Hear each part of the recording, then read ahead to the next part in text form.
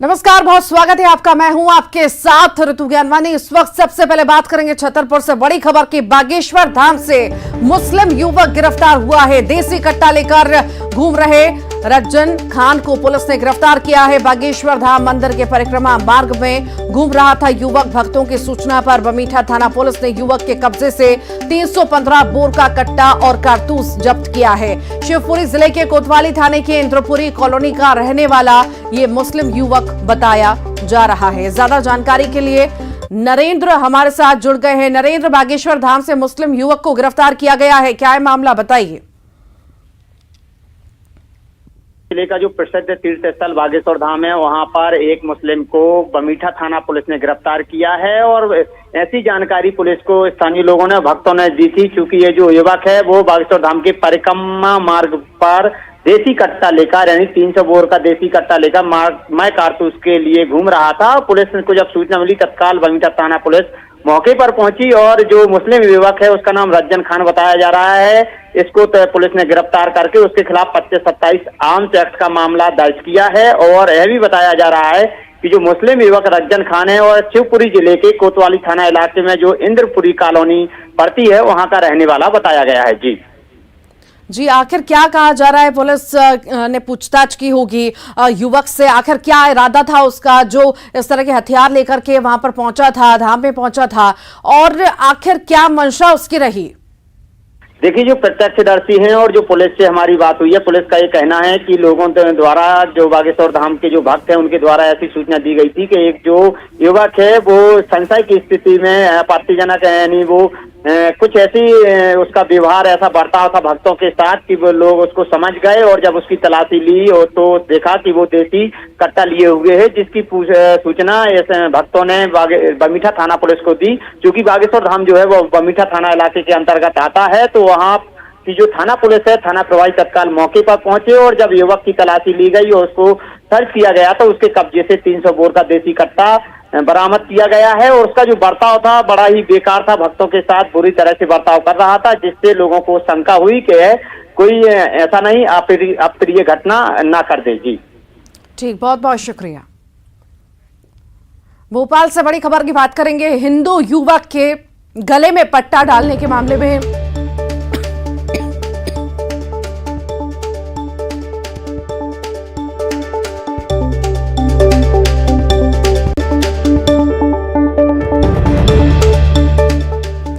तो ये बड़ी खबर भोपाल से आपको बता रहे हैं। हिंदू युवक के गले में पट्टा डालने के मामले में गृह मंत्री बोले हैं, पुलिस हर एंगल से जांच करेगी, धर्मांतरण, अमानवीय कृत्य करने वालों को कुचल देंगे, ऐसी मानसिकता को कुचल देंगे। गृह मंत्री ने यह बयान दिया है। कांग्रेस पर भी नरोत्तम मिश्रा ने निशाना साधा। दिल्ली से लेकर भोपाल और गांव की चौपाल तक कांग्रेस का एक शब्द नहीं निकला। चचा जान दिग्विजय सिंह उत्तराखंड और विदेश की घटनाओं पर ट्वीट करते हैं, भोपाल की घटना पर एक शब्द नहीं आया दिग्विजय सिंह का। नरोत्तम मिश्रा ने कमलनाथ पर भी निशाना साधा। हिंदू हूं, बेवकूफ नहीं कहने वाले कमलनाथ वो हिंदू का बेटा था जिसके गले में पट्टा डाला गया था। धर्म परिवर्तन की बात आई, एक शब्द नहीं बोला, एक ने निंदा नहीं की। बुलडोजर चलने पर सवाल खड़े करते हैं। विधि के अनुसार काम हो रहा है, आप तुष्टीकरण की राजनीति कर रहे हो। कांग्रेस की मानसिकता स्पष्ट हो रही है। मामले में अब तक 4 लोग गिरफ्तार हुए हैं। इस तरह की मानसिकता को मध्य प्रदेश से कुचल देंगे। हर एंगल पर जांच करेगी। जो भी धर्मांतरण की कोशिश करेगा, इस तरह से अमानवीय कृत्य करेगा, इस तरह की मानसिकता, इन सबको कुचलेंगे। व्यक्ति के गले में पट्टा बांध के अमानवीय कृत्य करने वालों की निंदा के लिए तो कांग्रेस के दिल्ली से लेके भोपाल तक और भोपाल से लेके गांव की चौपाल तक एक शब्द नहीं निकला। वो चचा जान आदरणीय दिग्विजय सिंह जी जो उत्तराखंड और विदेश तक की घटनाओं पर तो ट्वीट करे, पर भोपाल की घटना पर एक शब्द नहीं आया आदरणीय दिग्विजय सिंह जी का। वो हिंदू हूं, बेवकूफ नहीं, कमलनाथ जी जो कहते थे, हिंदू का ही बेटा था जिसको गले में पट्टा बांध के भौंकने का कहा गया। धर्म परिवर्तन की बात जहां, एक शब्द नहीं बोला इनने, एक ने निंदा नहीं की, और बुलडोजर चलने पे आपत्ति कर रहे हो। सारा काम विधि सम्मत हुआ है, विधि के अनुसार सरकार काम कर रही है। आप तुष्टीकरण की राजनीति कर रहे हो, ये प्रदेश की जनता अच्छी तरह से समझ रही है। आप कांग्रेस की मानसिकता स्पष्ट हो रही है। ग्वालियर से बड़ी खबर की बात करेंगे। टेम्पो टैक्सी चालक संघ की हड़ताल है। प्रशासन के आश्वासन के बाद हड़ताल जो है स्थगित कर दी गई है। 15 दिन के लिए हड़ताल स्थगित की गई है। 9 सूत्रीय मांगों को लेकर शुरू हुई थी हड़ताल। टेम्पो के रूट पर ई रिक्शा को प्रतिबंधित करने की मांग इनके द्वारा की जा रही है। शहर के मुख्य मार्गों पर ई रिक्शा बंद करने की मांग है। परिचालक कल्याण बोर्ड का गठन करने की मांग की जा रही है।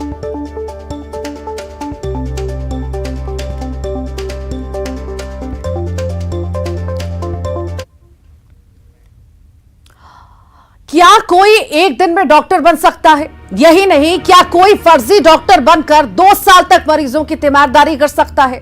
तो 420 के खेल का ये वो रैकेट है जिसका खुलासा आपके भी होश उड़ा देगा। कैसे ग्वालियर में महज 10,000 में फर्जी दस्तावेज से मिली एमबीबीएस की डिग्री। आप भी देखिए, मुंबई टू ग्वालियर 420 के शातिर खिलाड़ी। फर्जीवाड़े का खेल, कितने किरदार, मुन्ना भाई नहीं मुन्नी बाई एमबीबीएस।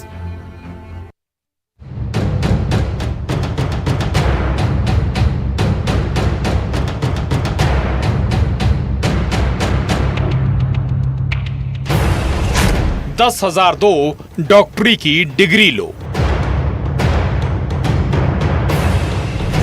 यहां नहीं होती पड़ताल। फर्जीवाड़े का खेल, कितने किरदार। यूनिवर्सिटी में कैसे हुआ गोलमाल। मुंबई टू ग्वालियर 420 के शातिर खिलाड़ी।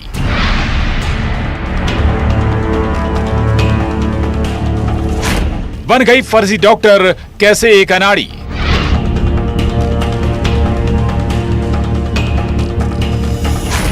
मुन्ना भाई नहीं मुन्नी बाई एमबीबीएस। मिलिए इनसे। नाम क्या है वो हम बाद में बताएंगे, लेकिन ये डॉक्टर है जो मरीजों की तीमारदारी करती हैं। पिछले 2 साल से महाराष्ट्र के मालेगांव में अपनी सेवाएं दे रही हैं और अब दूसरे किरदार से मिलवाते हैं जो इस लड़की का दोस्त है। नाम है मोहम्मद शरीफ। अब जो पहले पहचान हमने आपको बताई, उस पहचान की पुलिस वाले पड़ताल कर रहे हैं। ये फर्जीवाड़े का वो खेल है जिसका खुलासा हैरान करने वाला है। दरअसल महाराष्ट्र के मालेगांव की रहने वाली प्रतीक्षा दायमा ने गजरा राज मेडिकल कॉलेज ग्वालियर में एमबीबीएस डिग्री के लिए अप्लाई किया। फर्जी दस्तावेज लगाए, जिसने खुद को 2018 में पास आउट होना बताया। जो इस कॉलेज से पास आउट हुई, प्रतीक्षा शर्मा के नाम पर डिग्री हासिल करना चाहती थी। प्रतीक्षा शर्मा ग्वालियर के बीजेपी पार्षद सतीश बोहरे की भांजी है। जब उन्हें खबर लगी तो मामला झांसी रोड थाने तक जा पहुंचा और फिर खुलासा हुआ इस रैकेट का। दूसरा जो टीम हमारी मालेगांव गई थी, वहां से पूछताछ कर लौट के आ गई है। तो वहाँ ये चीज़ का खुलासा हुआ है कि ये लड़की कई हॉस्पिटलों में एज ए डॉक्टर मेडिकल मतलब एमबीबीएस स्टूडेंट वहाँ पे जॉब कर रही थी और हॉस्पिटल का कहना है कि उन्होंने सैलरी इसको पे नहीं की थी, बट एक्सपीरियंस सर्टिफिकेट बना के उन लोगों ने इसको दिए हैं, जिसके बेसिस पे नगर पालिका में आवेदन देने वाली थी इन डिग्रियों के आधार पर। अब पूरी कहानी आपको तफसील से बताते हैं। ग्वालियर की झांसी रोड थाना पुलिस ने उस होटल में दबिश दी जहां मालेगांव से आई प्रतीक्षा दायमा और उसका दोस्त मोहम्मद शरीफ आकर रुका था, जिनसे पूछताछ में सनसनीखेज खुलासा हुआ। पुलिस की तफ्तीश में ये बात सामने आई कि ये 420 के शातिर खिलाड़ी हैं। इन्होंने फर्जी दस्तावेज तैयार किए। प्रतीक्षा दायमा ने खुद को प्रतीक्षा शर्मा बताया। इस पूरे खेल में किसने फर्जीवाड़े की स्क्रिप्ट लिखी? अब एंट्री होती है जीवाजी यूनिवर्सिटी की, जिसमें आरोपियों ने पूछताछ में ये खुलासा किया और ये खुलासा चौंकाने वाला है। जीवाजी यूनिवर्सिटी से हमने पिछले 4-5 साल का आंकड़ा लिया है कि कितने लोगों ने यहाँ डुप्लीकेट डॉक्यूमेंट्स के लिए आवेदन लगाए हैं। तो उनके यहाँ से हमारे पास संख्यात्मक जानकारी आ गई है। अभी तक 13 लोगों ने का आंकड़ा उन्होंने दिया है उसमें हम और थोड़ा सा डिटेल में जानना चाह रहे हैं कि किन किन डॉक्टर्स के नाम पे एप्लीकेशन लगी है। प्रतीक्षा दाइमा नाम की इस जालसाज लड़की ने जीवाजी विश्वविद्यालय से प्रतीक्षा शर्मा नाम की छात्रा की डुप्लीकेट मार्कशीट निकलवाई। डुप्लीकेट मार्कशीट के जरिए ही प्रतीक्षा दाइमा ने प्रतीक्षा शर्मा की MBBS डिग्री भी निकलवा ली। जीवाजी विश्वविद्यालय से किसी दूसरी छात्रा के नाम से डुप्लीकेट मार्कशीट और फिर उसकी ओरिजिनल MBBS डिग्री निकलवाने के पीछे घोटाले का खेल है। और अब इस खुलासे के बाद यूनिवर्सिटी में हड़कंप मचा है। जो जानकारी प्राप्त हुई है वो ये हुई है कि एक लड़की शर्मा, उसकी डिग्री कोई और जो है किसी और के द्वारा जो है लिए जाने की एक जानकारी में आई है, जिसके संबंध में पुलिस अपना इन्वेस्टिगेशन कर रही है। इस संबंध में जो विश्वविद्यालय का जो है किस प्रक्रिया से और किस तरह से बनी, इसका जो है संपूर्ण जो है तथ्यों को देख करके जो है आगामी कार्रवाई की जाएगी। उधर जीवाजी यूनिवर्सिटी से भी पुलिस को जानकारी मिली है, जिसमें 5 साल में जीवाजी यूनिवर्सिटी से 13 लोगों ने MBBS की डुप्लीकेट डिग्री हासिल की है। पुलिस 5 साल में डुप्लीकेट डिग्री लेने वाले लोगों की भी तफ्तीश कर रही है। और जैसे ही हमारे पास उनकी डिटेलिंग आएगी तो हम पर्टिकुलर डॉक्टर से पर्सनली बात करेंगे और ये जानने की कोशिश करेंगे क्या वो जो आवेदन लगाया है वो जो जेन्युइन डॉक्टर हैं जो खुद हैं उन्होंने लगाया है या उनके नाम पे भी कोई किसी तरीके का फ्रॉड हुआ है। आखिर 420 के इस खेल के और कितने खिलाड़ी, कैसे यूनिवर्सिटी में हुआ ये फर्जीवाड़ा। ग्वालियर से सुशील कौशिक के साथ bureau report news 18 Madhya Pradesh Chhattisgarh. 3 दिन पहले बीजेपी नेता के ऑफिस में शूट आउट हुआ। ऑफिस में लड़की को गोली मार दी गई। गोली की कहानी उलझी हुई थी। आखिर गोली कैसे चली, किसने चलाई, फिर घायल लड़की ने खुलासा किया उसे गोली किसने मारी, लेकिन क्यों मारी, अब तक ये मिस्ट्री ही है। कैसे पहुंचा सलाखों में वेदिका का गुनहगार, आप भी देखिए।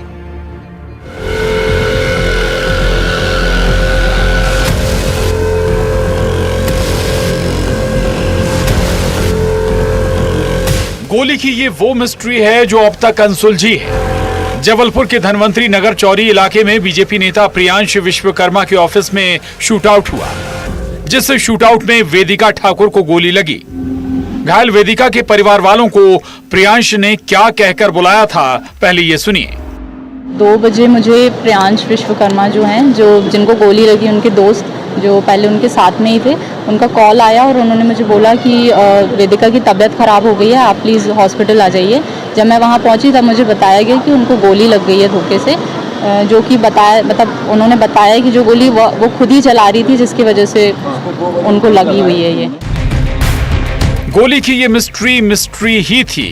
घायल वेदिका को अपनी कार में लेकर आरोपी शारदा चौक के पास प्राइवेट हॉस्पिटल ले गया, जहां जांच के बाद डॉक्टर ने उसकी हालत गंभीर होने की बात कहते हुए इलाज से इनकार कर दिया था। करीब 4 घंटे तक अपनी स्कॉर्पियो में घायल वेदिका और उसकी मौसी को लेकर आरोपी प्रियांश घूमता रहा, जिसके बाद दमोह नाका के प्राइवेट अस्पताल में वेदिका को भर्ती करवाकर आरोपी प्रियांश फरार हो गया। भाई मेरी बेटी को प्रियांश विश्वकर्मा ने गोली मारी है, इससे मैं चाहती हूँ उसकी जल्द गिरफ्तारी हो और मेरी बेटियों को इंसाफ मिले, जिसकी हालत अभी बहुत नाजुक बनी हुई है। उसके बाद शुरू हुआ आरोपी प्रियांश का सबूत को मिटाने का सिलसिला, जिसने पहले वेदिका के घर वालों को झूठी कहानी सुनाई, फिर ऑफिस आकर खून के धब्बे मिटाने की कोशिश की। सीसीटीवी का DVR साथ लेकर गायब हो गया। इधर घायल वेदिका ने खुलासा किया उसे गोली प्रियांश विश्वकर्मा ने ही मारी थी।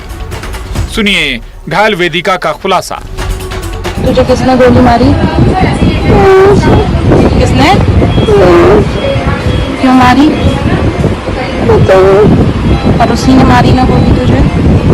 तो इस पर थाना संजीवनी नगर में धारा 307 IPC का प्रकरण पंजीबद्ध किया गया था और इसमें घटना के बाद से ही एविडेंस कलेक्शन करने का काम चल रहा था और लगातार विभिन्न टीमों के द्वारा विभिन्न तरीकों से उसको पकड़ने की कार्रवाई जारी थी और उसके लिए दबिश दी जा रही थी। और आज पुलिस ने अंधमुख बाईपास से प्रियांश विश्वकर्मा को गिरफ्तार किया है। उसके कब्जे से जो उस अपराध में हथियार यूज किया गया है पिस्टल उसको भी जब्त कर लिया गया है। इधर 3 दिन बाद 19 जून को आरोपी प्रियांश की गिरफ्तारी हुई। दरअसल पूरे घटनाक्रम में कई सवाल हैं जो अनसुलझे हैं। मसलन प्रियांश और वेदिका के बीच कैसा रिश्ता है? वेदिका को प्रियांश ने गोली क्यों मारी? यदि प्रियांश के कार्यालय में लगे सीसीटीवी बंद थे तो प्रियांश उसकी डीवीआर लेकर क्यों भागा? यदि गोली धोखे से चली तो प्रियांश 3 दिन से फरार क्यों था? पुलिस द्वारा प्रियांश को गिरफ्तार करने का दावा भी सवालों के घेरे में है। जबलपुर से पवन पटेल के साथ bureau report, news 18, Madhya Pradesh, Chhattisgarh. और इसी के साथ ही फिलहाल के लिए इतना ही।